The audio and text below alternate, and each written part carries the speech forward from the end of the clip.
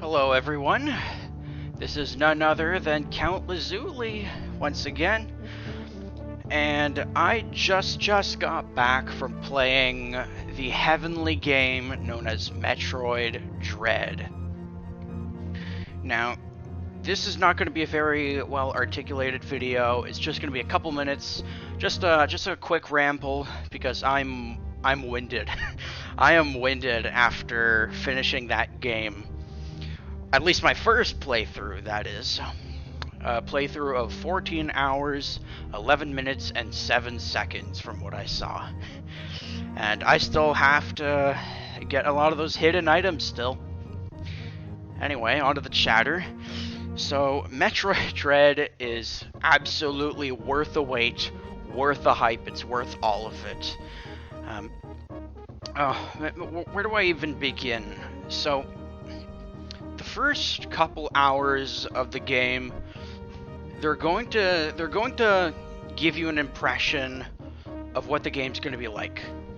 You're going to be doing your thing, you know, fighting bosses, finding secrets, and avoiding the enemy. And really, that's what the game comes down to, is those three things. Those are the core elements. It's, the exploration, the dread, and the combat. Those are the three elements that make up Metroid Dread.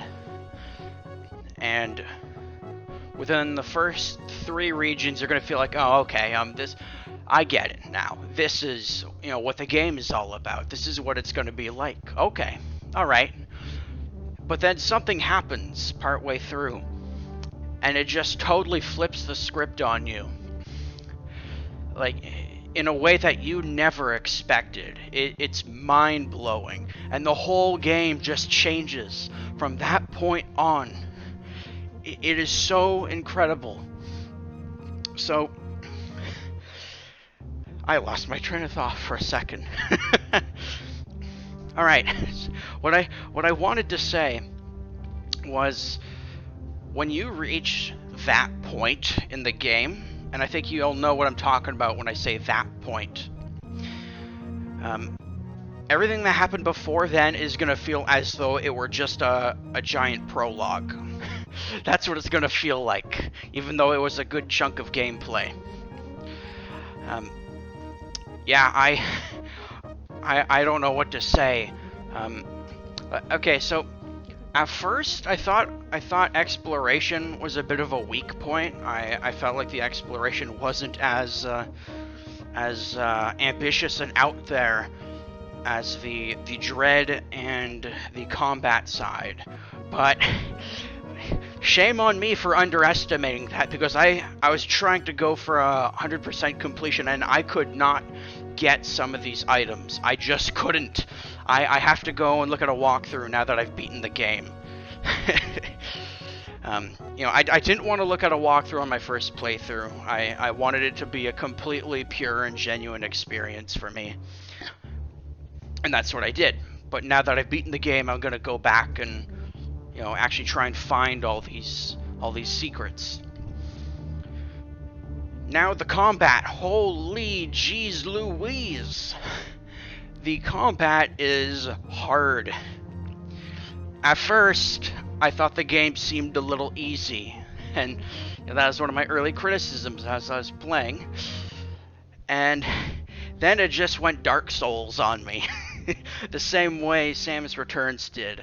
That is one thing I really like about the Mercury Steam Metroid games, is they have a thing for making incredible boss battles, and Metroid Dread is absolutely no exception.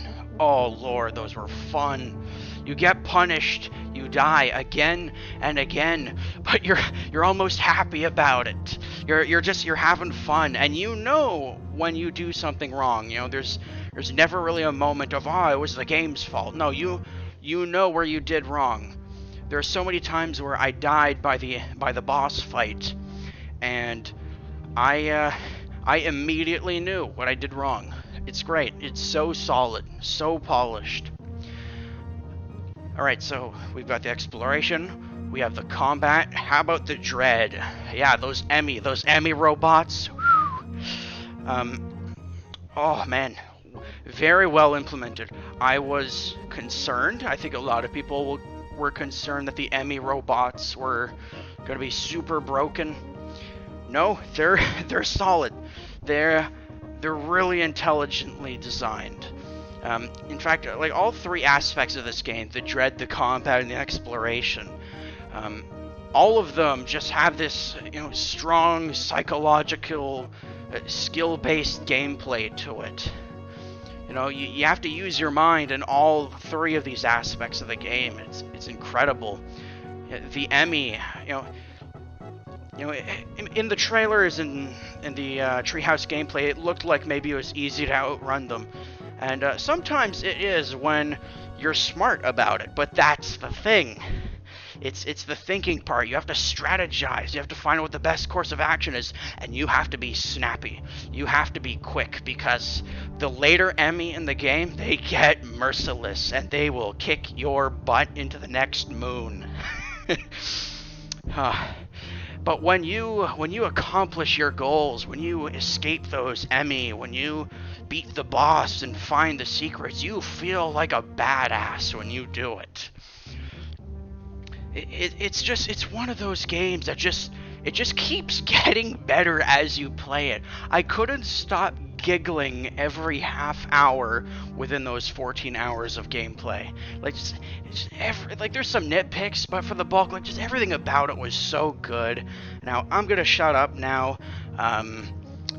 Go out and buy it, and for those of you who are still looking for the special edition or the amiibos, I saw that they brought some back in stock in certain stores. Well, not in your local stores, but like online shopping, like shipping to your place. So some places are doing that. I don't know for how long. We've had that scalper problem going on. So yeah, if you still want those, be fast about it, because they're going. And now I'm going to. You guys go play Metroid Dread, and I'm going to go do my second playthrough. This was Count Lazuli, and I am out.